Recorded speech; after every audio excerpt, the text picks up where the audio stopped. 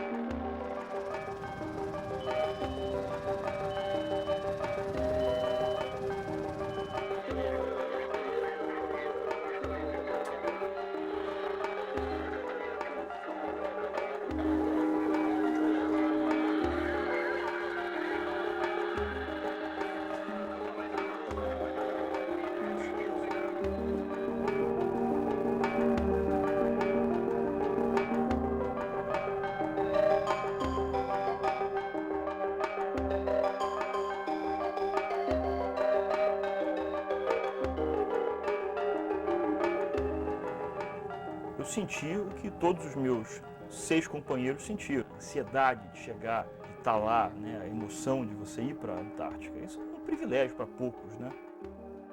Foi um desejo que durou bastante tempo para ser realizado. Muito mais interessante, muito mais bonita, muito mais traiçoeira também em alguns aspectos. Naquele lugar, um dia já teve uma floresta ou alguma coisa parecida. Na verdade, eu avisei a todos que eu ia ficar incomunicável durante esses meses. Eu nunca pensei que eu iria para a Antártica. Eu nunca tinha visto neve. Você sair no meio da nevasca é interessante, mas é um perrengue, não é agradável você estar no meio de uma nevasca. Eu, na verdade, não senti a barraca quebrar e cair em cima de mim. Eu estava dormindo. Você pode planejar, mas uma certeza você tem. Esse planejamento você dificilmente vai conseguir cumprir.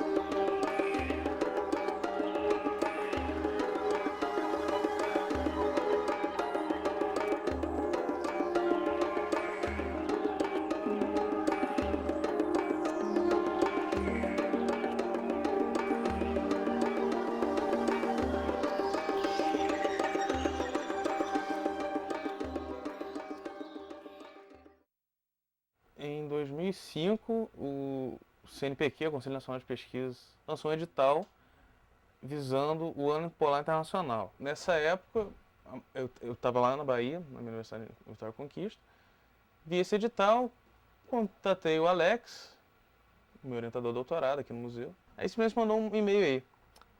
Muito bom, faz, se vira aí. Quando ele mandou isso, naturalmente, logo a gente estava entusiasmado e como é que vamos fazer, etc, etc, etc. Eu fui a um congresso do Quaternário e uma amiga falou para mim, assim, faz um projeto para ir para a Antártica. Quando cheguei, por acaso, encontrei o Douglas também pensando em fazer um projeto. Então a gente resolveu unir, né, fazer um projeto só e enviar lá para o CNPq para ver se fosse aprovado. Nesse sentido, uma coisa que eu gosto muito de fazer com meus alunos, que eles meio que tentem fazer um projeto. Faz uma parte do aprendizado. Então, dessa vez eu falei, não, Douglas, olha só, coordena o projeto. Como é que você faria?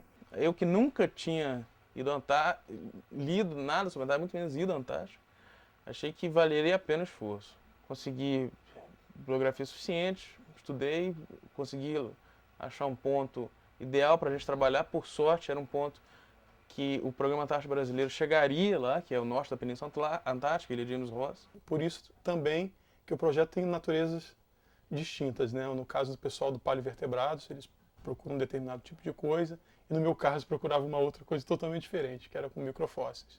E a questão básica é o que vivia lá no passado? Quem, como e de que forma evoluiu?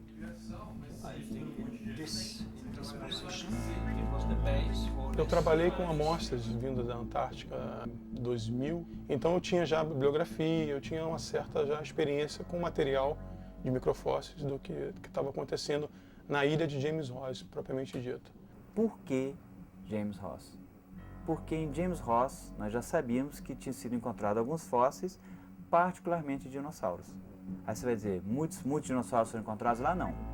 Fragmentos, cacos de ossos. A chance de encontrar certos fósseis é bem difícil. Dinossauros é uma raridade. E focar um projeto só para dinossauros seria uma coisa complicada. Por isso que nós abrimos o leque para encontrar qualquer tipo de fósseis e naturalmente escolhemos uma área que é pouco conhecida para que a gente pudesse dar uma contribuição melhor para o entendimento dessa área. Eu, como um aluno na época de mestrado, também entrei na parte para escrever o projeto. Aqui no museu eu faço esse trabalho todo da parte técnica, né? Não só a parte de preparação do fóssil aqui, como também a busca no campo, a coleta. Eles logo pensaram em mim porque eu já tinha ido à Antártica, né? Tinha uma experiência e, por coincidência, numa área muito próxima da que a gente foi. A gente fez várias reuniõezinhas, assim, foi decidindo quem tá entrando no projeto e o pessoal tinha acabei ficando. O projeto para Antártica, e na hora que eu falei, caramba, tô nessa, com certeza.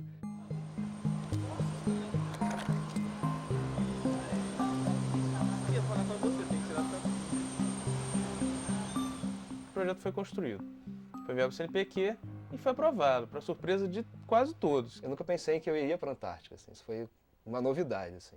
Foi aprovado o recurso, foi aprovada a vaga no programa Antártico e a partir de então começou uma corrida para se ajustar, comprar as coisas, fazer a bateria de exames médicos que o Antártico exige, fazer o treinamento pré-antártico, que é um treinamento obrigatório. Fizeram várias palestras pra gente, explicando como é que é a Antártica, como é o clima, como é que tem que ser o nosso comportamento lá, os cuidados que a gente deve ter. Dá um certo medo, assim, quando a gente está no treinamento para ele. Pensa, pô, será que vai dar certo? Será que vai ficar todo mundo em paz? Será que vai ter briga, discussão, alguma coisa assim? Você tem que ter um grupo bem abrangente. Então não é só, você escolhe aqueles assim que você gosta, não é só assim. Um projeto tem que ter sucesso. Se isso não tem sucesso no projeto, a chance de você vir a pleitear um segundo projeto é mais complicado.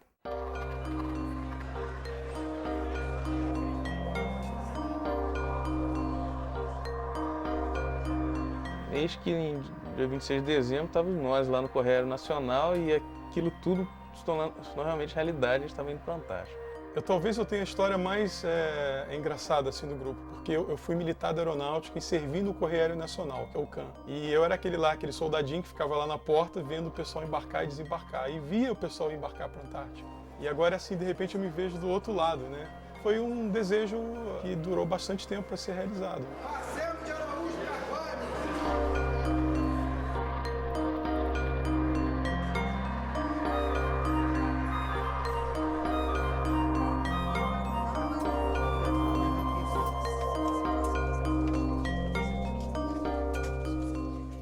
Quando estava escrevendo o projeto, a gente pensava que a gente ia comprar tudo, desde o casaco até coisa de calouro isso. A maior parte dessa logística, parte de barracas, equipamento, para se manter no ambiente inóspito que é a Antártica, a gente recebe do Programa Antártico Brasileiro. A gente teve então que se preocupar em fazer compras para nosso trabalho de prospecção. Isso não era novidade para a gente, embora a gente tinha que ter alguns cuidados com as condições que a gente nunca tinha trabalhado. Aí a gasolina lá, a gente vai ter que usar uma gasolina com um aditivo para não congelar.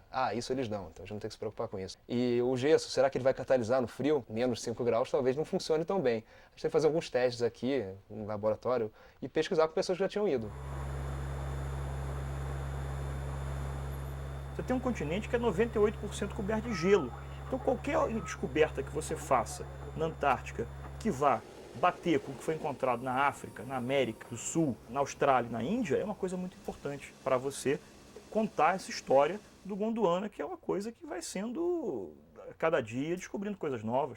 Como a Antártica estava colada, na época, colada no Cretáceo, né, com a América do Sul, então o mesmo material que ocorre lá, ocorre aqui também. Então há uma troca, né? Então a geologia trocando informações com a paleontologia. E a paleontologia como interface entre a geologia e a biologia. Senhoras e senhores, bem-vindos a Punta Arenas, capital da 12ª região chilena. Lá a gente passou, se eu não me engano, 12 dias. Nesse tempo todo a gente aproveitou para conhecer alguns lugares do Chile. Por um motivo de atraso, a estação brasileira na Antártica está passando por reformas, nós só saímos de lá para o dia 8 de janeiro. Então vocês imaginam, 26 de dezembro até 8 de janeiro, todo mundo ansioso para ir trabalhar, né? Mas infelizmente essas coisas são assim, né? Você tem que ter inclusive paciência, tranquilidade para lidar com o atraso.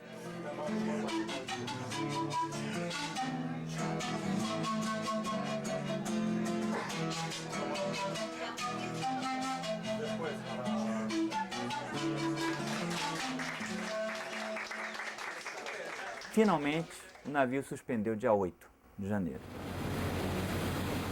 O navio, ele praticamente apoia a todos os projetos científicos. Então, o grande centro logístico desse programa é o navio de apoio oceanográfico Ari Rangel, que ele leva todo o material que você tem que utilizar na Antártica, inclusive os pesquisadores.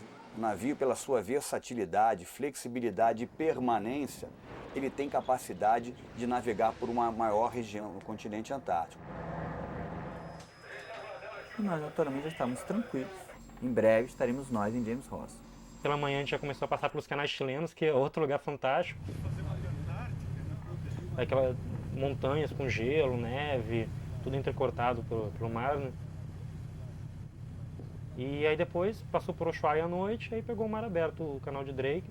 A passagem do mar de Drake, o estreito entre a América do Sul e a Península Antártica, é realmente um dos mares mais bravios do mundo. Bom, ali está o maior contato entre o Atlântico e o Pacífico, né, que são dois oceanos que são desnivelados. O Pacífico é um pouco mais alto que o Atlântico. Por nossa sorte, na nossa travessia do Drake, foi tranquila. Talvez alguém está enganando, a gente deve estar indo para o Caribe.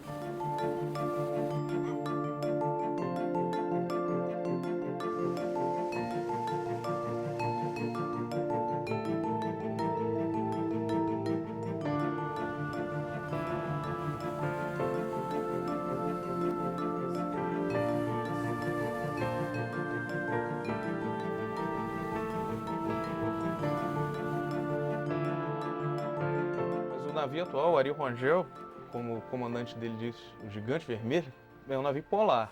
Não é um navio, tecnicamente, um navio que quebra gelo. Quando, numa das noites, que eu acordei de manhã cedo, com o comandante Denis Teixeira, falando a seguinte coisa para mim: tá difícil para chegar em James Ross. Nessa noite nós abortamos o projeto 3 vezes. O mar estava com muito gelo, né? E o navio não conseguia passar. Professor Kellner, qual é o plano 2? Qual é o plano B? Plano B? Plano B não era nada agradável ter um plano B, que a gente lutou tanto para chegar em James Ross, não adiantava nada a gente ir para um lugar que era de mais fácil acesso, mas que já tinham ido trabalhar lá. O que adianta isso pra gente? Por outro lado, não adianta você tentar ir num lugar que o navio não chega. Então nós passamos por alguns momentos de tensão. 11h15 da noite. O navio está praticamente parado por conta desse campo de growlers e icebergs. Deve estar na metade do caminho. Pelo caminho que ele tentou, ele não conseguiu, então ele resolveu fazer uma curva, foi para um outro caminho. E só para sair desse campo de gelo foram cerca de 5, 6 horas que o navio teve que passar ali com navegação bastante perigosa, com gelos grandes, icebergs. E foi uma noite bastante difícil, foram praticamente 24 horas ali acordado, todo o navio ali fazendo a navegação. Eu, a partir disso, passei a estar no passadiço. Eu gostei de ficar lá para ver exatamente, de plano B emergencial, que pudesse dar alguma indicação. E nós conseguimos, então, 2 dias depois, através desse outro canal, chegar nas proximidades da Ilha Vega e Ilha James Ross, mas mesmo assim a entrada continuava cara. O navio navegou durante 12 horas no canal totalmente fechado de gelo, tendo que quebrar gelo, empurrar gelo. E mais ou menos umas 5 e pouco da manhã, quando as coisas estavam mais tranquilas, né, tinha sido aberto os campos de gelo que tinha, eu fui dormir para ser acordado às 7h30 e já para preparar o briefing. Nós já íamos ter que ser lançados naquele dia. O dia estava um dia maravilhoso, um dia lindo, né, bastante sol.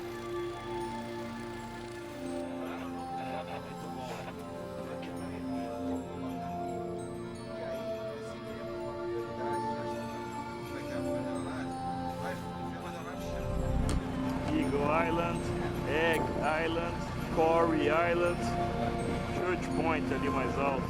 E ao fundo, Botany Bay, depois de 7 anos.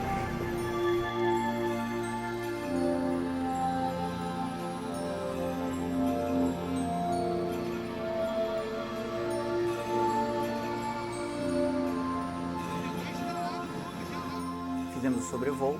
A primeira surpresa nossa foi constatar que havia ali uma base tcheca. Nós continuamos, passamos para a região da Brandy Bay, onde ficou bem constatado que o navio não ia chegar ali. Todo o material nosso que a gente precisaria de acampamento, etc., ia ter que ser descarregado por helicópteros. Já começaram a descarregar algumas coisas lá, quando veio a ordem do navio, dizendo que a opção era realmente ficar mais próximo à base tcheca. Perto da base tcheca não teria sido nem a minha segunda opção, mas como nós já tínhamos passado por 2 noites complicadas, havia uma imensa boa vontade de toda a equipe, toda a tripulação do navio. Então eu decidi aceitar a sugestão e nós resolvemos então acampar perto da base tcheca.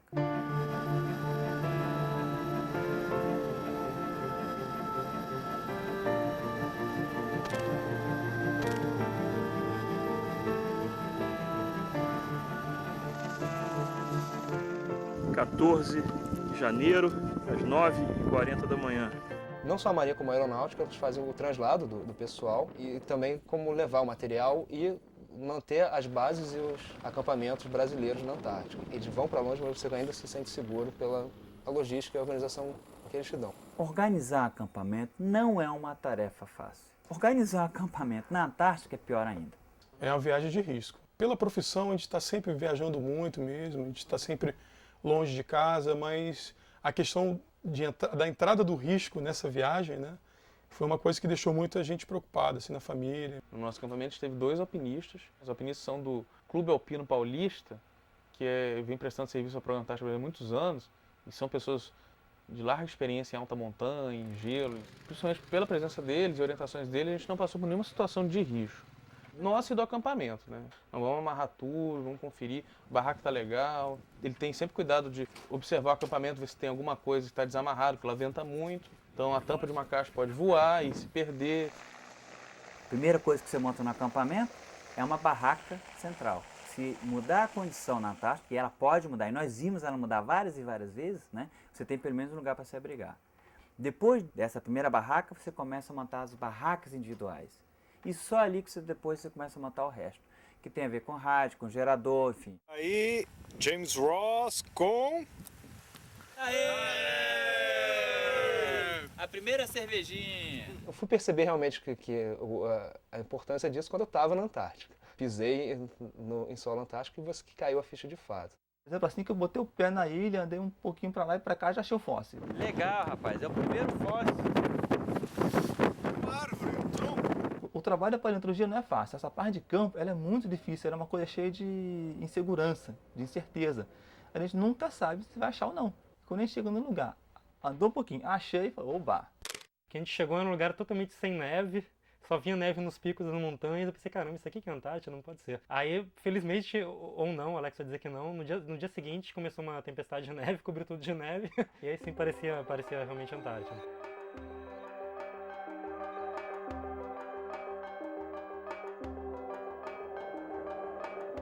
Me surpreendi como muda rápido o clima, assim, um tempo bom, sol, céu azulzíssimo, e de uma hora para outra chegar uma neblina, fechar tudo e cair uma nevasca. E nós tínhamos tido um dia tão bom, conseguimos instalar praticamente tudo, mas precisaria de um segundo dia para terminar de instalar o acampamento. 15 de janeiro, segundo dia de acampamento, agora são 10h30 da noite, continua nevando muito, o vento inverteu, minha barraca do gerador, nosso depósito, barraca do Alexander Kellner, barraca do resto de todo o pessoal.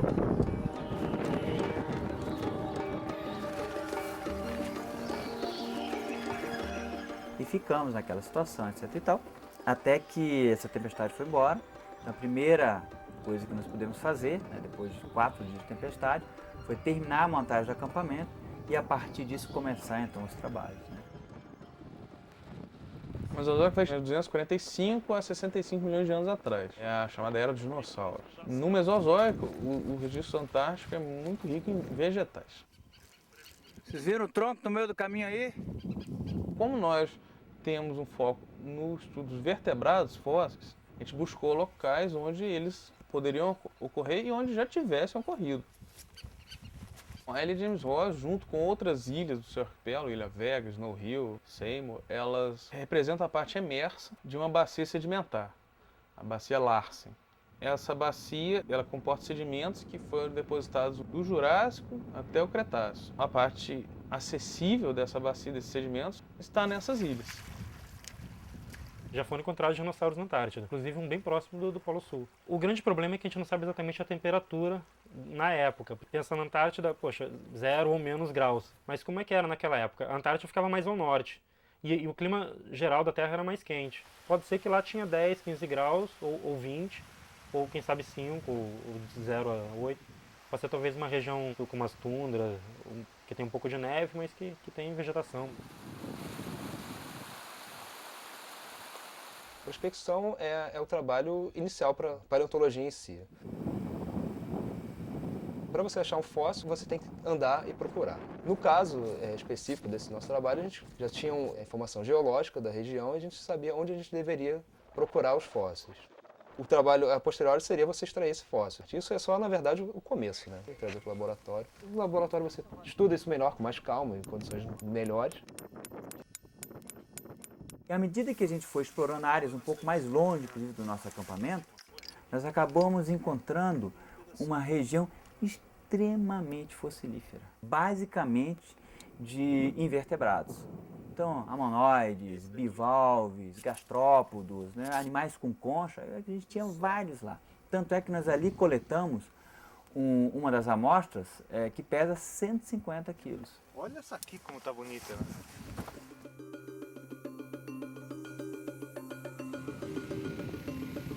No acampamento, na ilha de James Ross, no campo, a gente locomovia com o auxílio de 2 quadriciclos.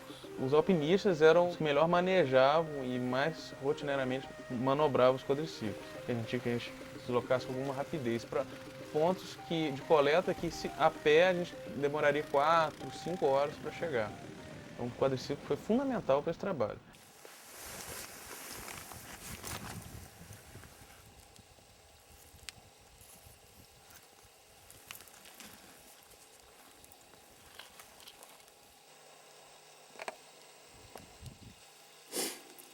Mais um tronco fóssil.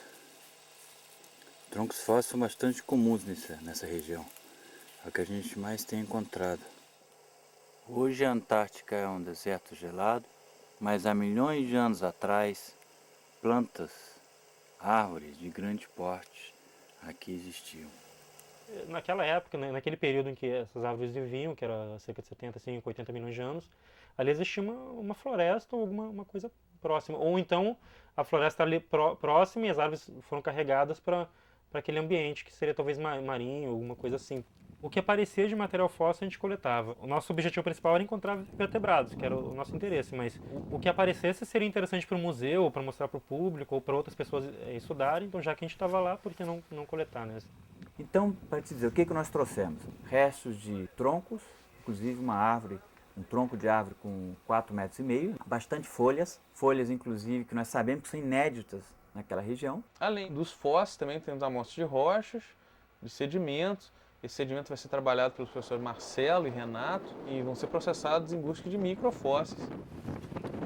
Bem, o microfóssil, como o nome mesmo já diz, ele é um fóssil diminuto, geralmente são grãos de pólen, né? Esporos, as algas unicelulares, que têm tamanhos assim de que variam de 0 a 200 micras, então só com o microscópio mesmo que você vai ver. Eles são divididos em vários tipos, baseado na constituição da parede dele. Saía eu e o Renato, né, que é o geólogo mesmo, saía separado do grupo, a gente ia para outros pontos. Então, na verdade, a gente vai coletando nível por nível. Às vezes no morro, a gente vai coletando metro por metro, a gente vai lá e pega uma amostra. A gente conseguiu fazer 450 metros de perfil.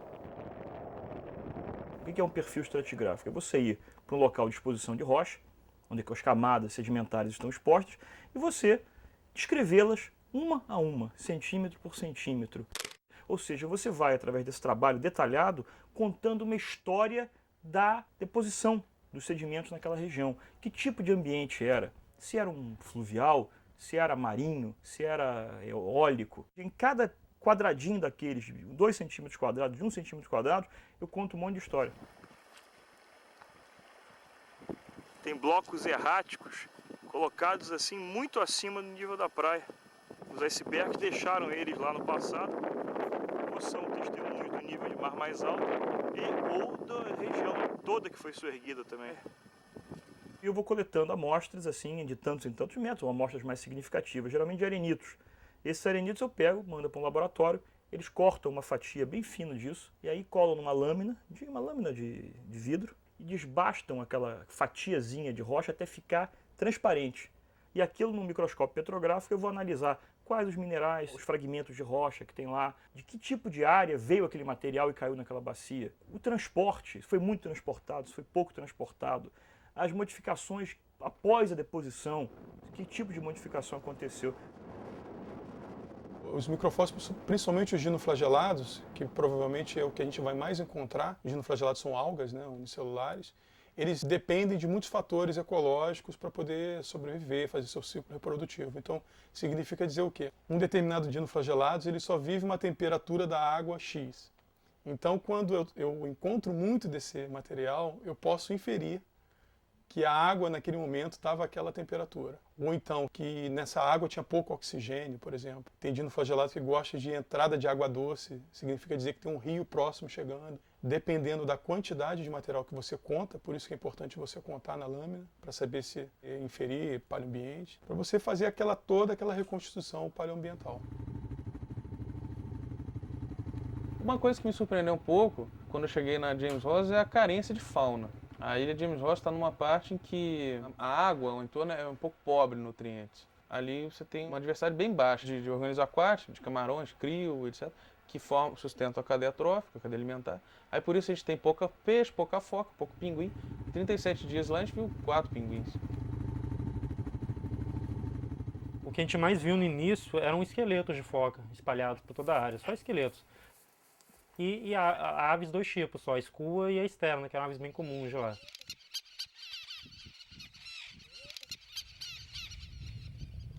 Elas vêm aqui pra cima pra morrer. Talvez elas saiam da água onde estão seus predadores, a foca leopardo principalmente. E caminham para a terra para ter alguma segurança. E vão caminhando, até chegar ao interior, até morrerem. E lá a gente encontra seus esqueletos, carcaças, múmias.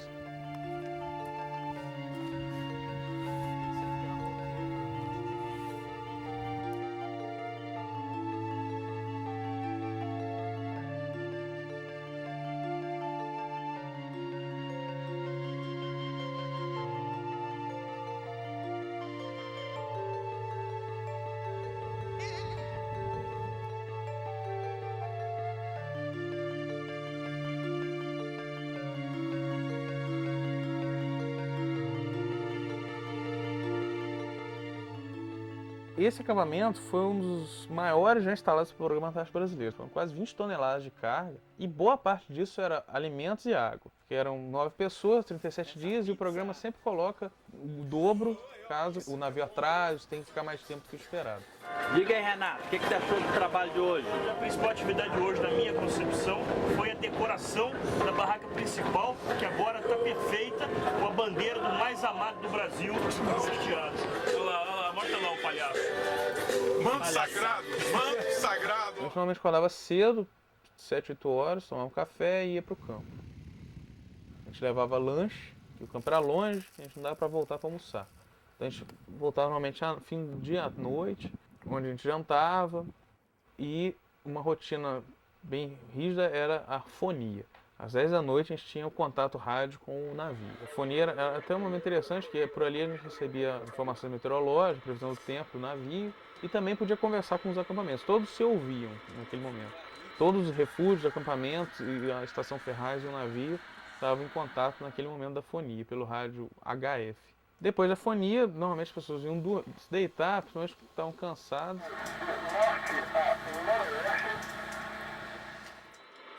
Olha só, Helder, esse é um dente bem legal, cara. Esse é o primeiro dente de tubarão que a gente coletou por aqui.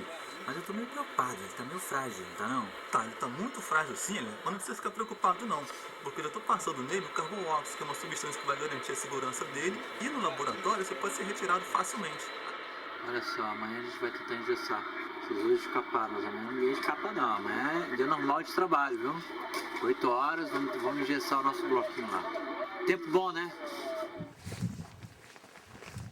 O que a gente procura fazer é retirar o material com segurança. Não é só você preparar, você não quer só o exemplar, você quer toda a informação que você puder conter. Então você traz, a gente usa um artifício de trazer um bloco inteiro de gesso e trazer não só o fóssil, mas um monte de sedimento, a matriz rochosa junto, porque ali contém informação e porque você também não tem tempo para ficar no campo preparando e tirando só o material. Você tem que trazer com segurança, esse que é o principal cuidado que a gente tem que ter.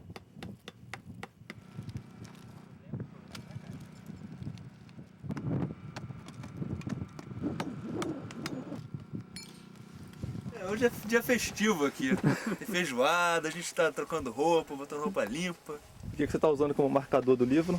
Uma jubinha. Jubinha, foto da namorada lá. Infelizmente na Antártica não tem máquina de lavar e a gente tem que aproveitar o dia de descanso para lavar roupa.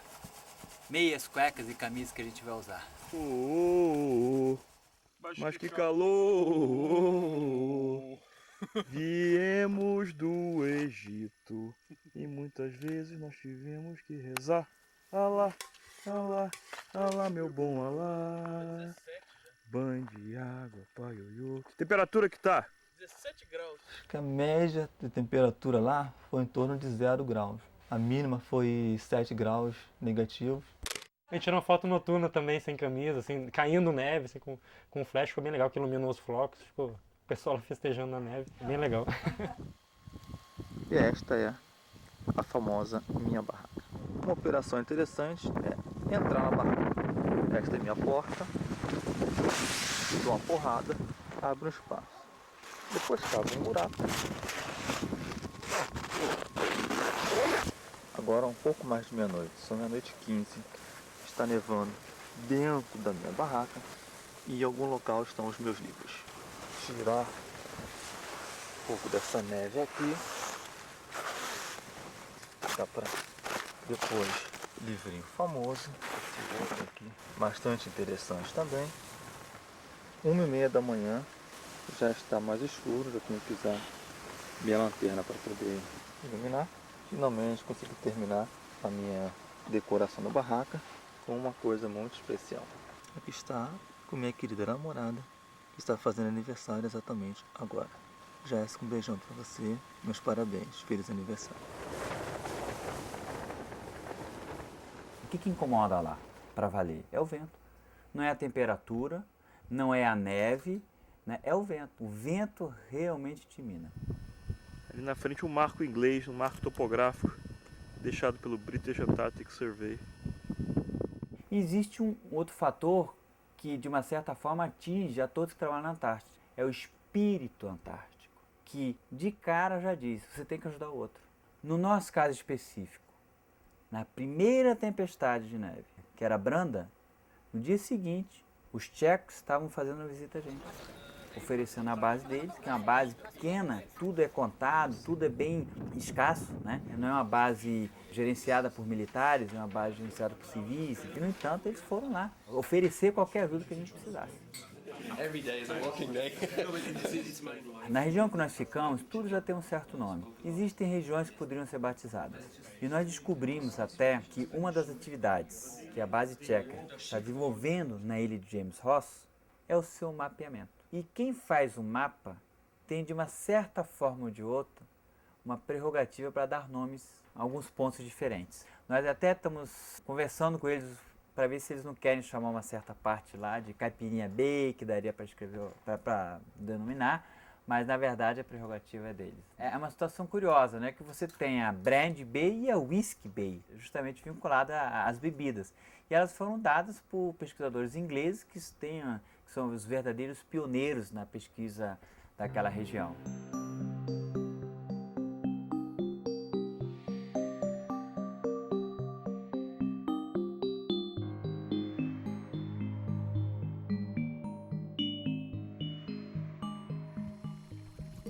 Good evening, my friends of Brazil. Nada como o verão antártico. Whisky, 8 anos, gelo, uns 2000 talvez.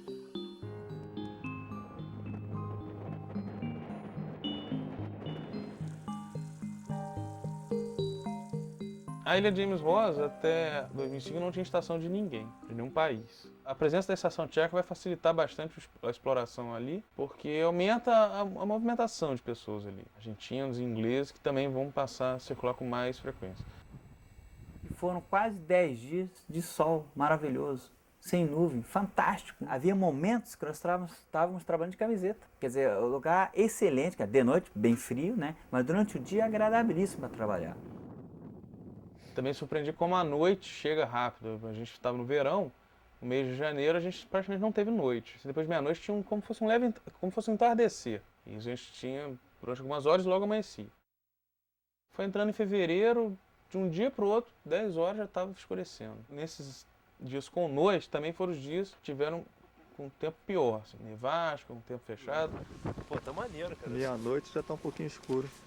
Você começa a olhar aquelas nuvens e elas vêm num crescer, havia uma cascata, literalmente uma cascata de nuvens passando sobre aquelas montanhas, né? E aquilo ali vai aumentando, e quando você vai ver de tarde aquela tempestade de neve que você não consegue fazer nada, mal se consegue segurar. A bandeira do Brasil já está em frangalhos.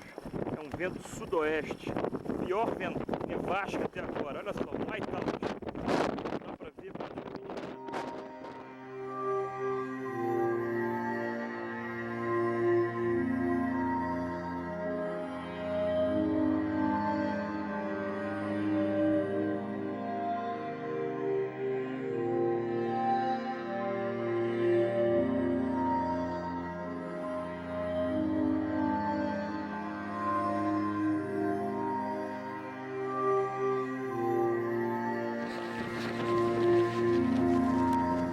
Começou de madrugada a nevasca e eu fiquei até mais ou menos 2 horas da tarde na barraca, esperando ver se passava um pouco e tal. Mas aí comecei a ficar meio apertado, assim, falei, não, tem que sair de qualquer maneira.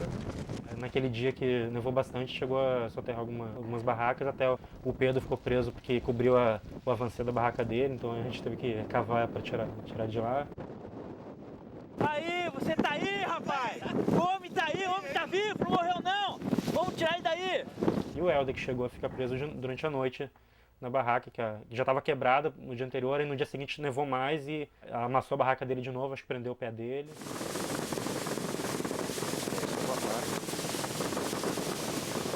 E este sou eu preso embaixo. Então eu acordei assim no meio da madrugada porque eu tava com muito frio. Frio muito forte no meu pé assim, e depois na perna também. Falei, caramba, vou ter que arranjar alguma roupa a mais. Aí acordei, abri assim, botei a cabeça do lado de fora e vi que a barraca tinha caído em cima de mim. E que o frio era porque eu estava encostado na neve, que é uma barraca cheia de neve em cima, então realmente eu ficava, além de estar preso, esfriava, né? Por algum tempo eu tentei levantar a barraca, não dá, ela é realmente muito pesada, eu estou tentando apoiar ela com as minhas costas aqui. Minha estratégia agora é outra, estou assessor em como abandonar a barraca da melhor maneira. A primeira coisa que eu vou fazer vai ser passar as minhas coisas. Vamos lá de lá. Para o lado de cá. Todas as minhas coisas mais ou menos prontas para ir embora. O espaço agora é mínimo, do lado de fora da barraca. E ali é a saída que eu pretendo utilizar. Isso foi mais ou menos umas 4 e pouca da manhã. Só que quando eu saí, isso foi de madrugada. E tava uma tempestade, assim, um vento muito forte, continuava nevando muito ainda. E eu fui chegar na barraca principal. Bom, 6h30 da manhã, dia 9 de fevereiro de 2007. Depois que eu consegui entrar na barraca, aí eu montei uma cama para mim dentro dessa barraca para ficar lá aguardando melhorar o tempo, aguardar o resto do pessoal acordar para a gente ver o que a gente vai fazer. Foi talvez o momento de maior risco de todo o trabalho. Felizmente não aconteceu nada. Poderia ter acontecido? Poderia. Não é incomum morrer gente, né? Morre gente. É um risco, é risco real, não é uma brincadeira, né? Todos nós tínhamos uma barraca de reserva. Mas naquela circunstância, você não conseguia montar a barraca. Não havia como. O vento não ia deixar você montar a barraca. Aquela como é que tá? Não sabemos ainda. Aqui vai ter que desmontar. Não, quebrou já. Quebrou? A barraca dourada não existe mais. O grande problema é que você consegue tirar ali a neve, mas você não consegue fazer aquilo que é necessário fazer, que é o quê? Montar uma segunda barraca. Agora, 7h30 da noite. Marcelo trabalhando na barraca dele. E ali o lugar onde está a minha barraca. Que era ali a minha nova barraca. Os dias pós-tempestade, já havia muita neve acumulada e não adiantava sair, os postos estavam debaixo da neve. A gente ficava no acampamento e ali a gente tinha um dia livre. Que sorte que TV não tem cheiro. A gente aproveitava bastante esse tempo para embalar os fósforos que chegaram do campo, anotar, colocar os seus informações de GPS, de pontos de coleta.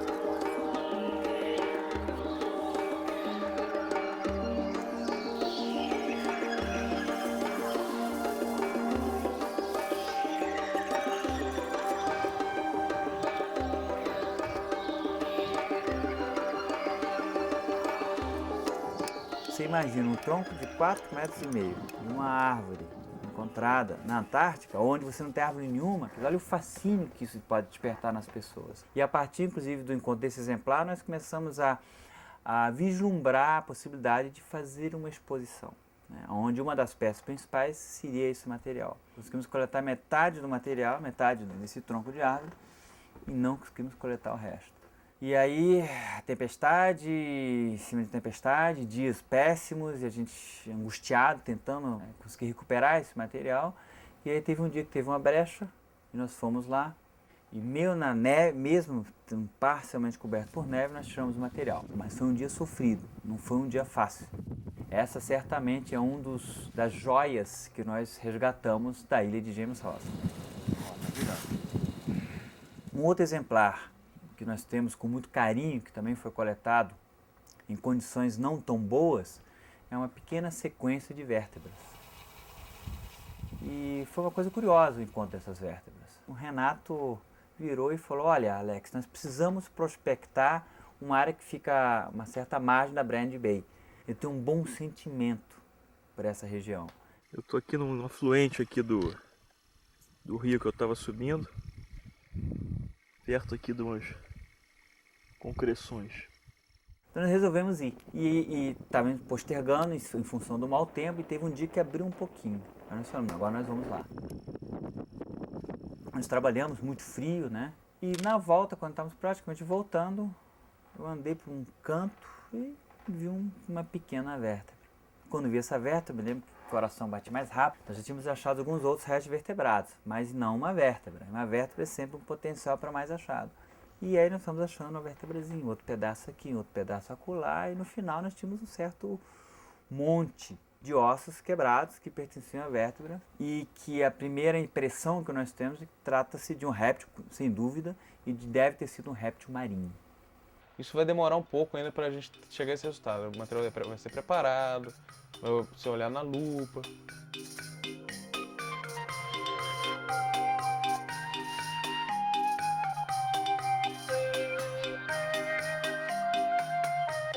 A última noite de James Ross. Não, mas ó.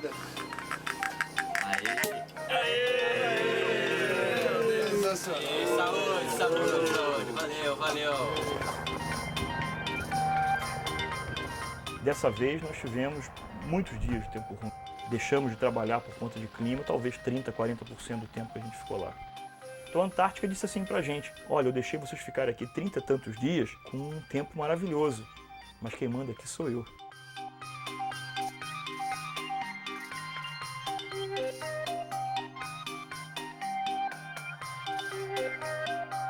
E nesse dia que nós fomos retirados, o navio não chegou até a base tcheca, porque era impossível chegar até a base tcheca. Ele ficou no meio do caminho, mas era um meio do caminho o suficientemente perto para que nós pudéssemos ser retirados de helicóptero. Mas foram, não sei, mais de 30 voos de helicópteros. Eles começaram a trabalhar mais ou menos 9, 10 horas e 6 horas nós estávamos voltando. Agora 2h30 da tarde, dia 19 de fevereiro, nosso carnaval aqui em James Ross.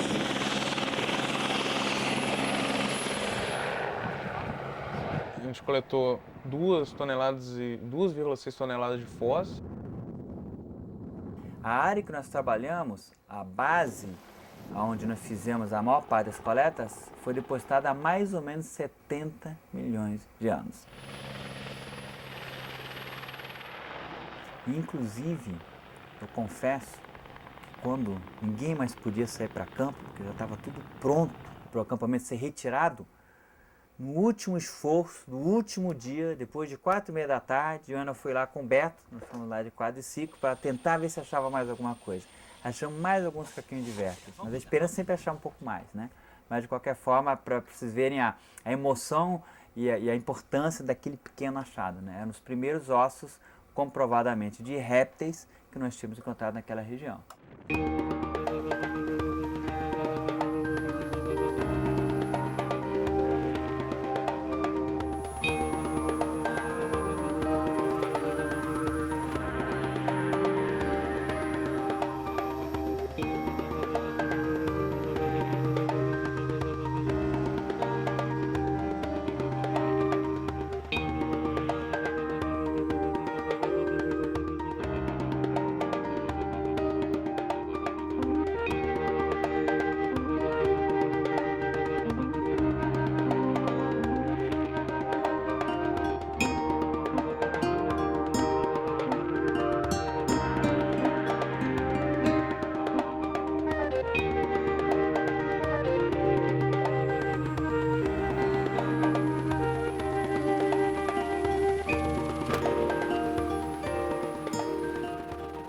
O Programa Antártico Brasileiro ele atua desde 1984, quando foi implantada a Estação Antártica Comandante Ferraz na Ilha Rei Jorge.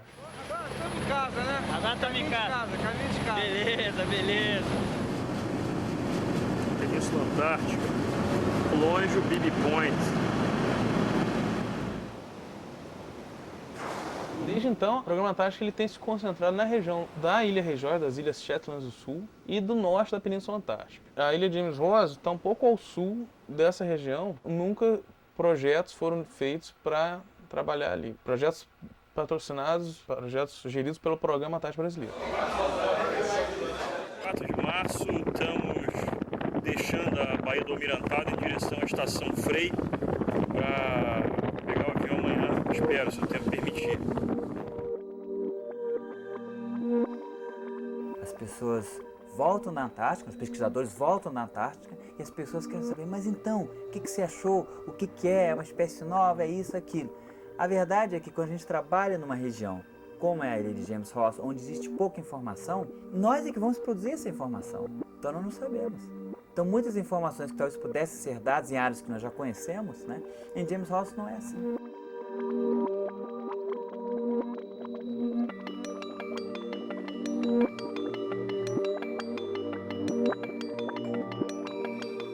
Você tem que ver isso como um privilégio. Não é todo mundo que vai para lá, não é todo mundo que tem a chance de ter um projeto com um apoio excelente que a Marinha nos deu e tal, porque tudo deu certo, nós tivemos sorte.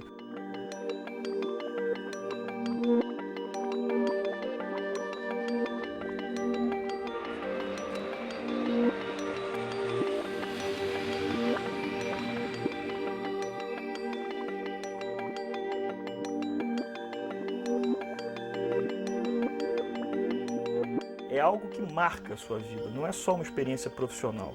É uma grande experiência profissional, mas eu digo que talvez seja uma experiência pessoal tão ou mais forte quanto.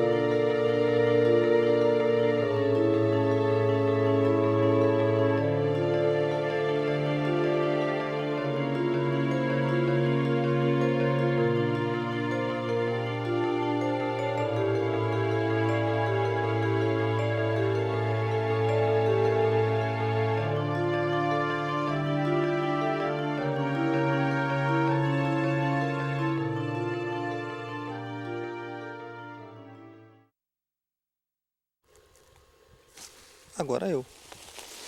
Estava apenas falando, está na hora de eu também aparecer. Já estou há bastante tempo sem ver minha cara, resolvi simplesmente aparecer, porque senão eu não ia nem me lembrar como é que eu sou. Já tem tanto tempo que eu... Então, este sou eu. Valeu. Mandando um recado para vocês aí do Brasil. Um abração e continue olhando essa paisagem maravilhosa. Aqui atrás, uma ilha muito bonita. Tudo aquilo lá é o continente Antártico. Só complementando, faltam 15 para meia-noite do dia 23, passando para o dia 24.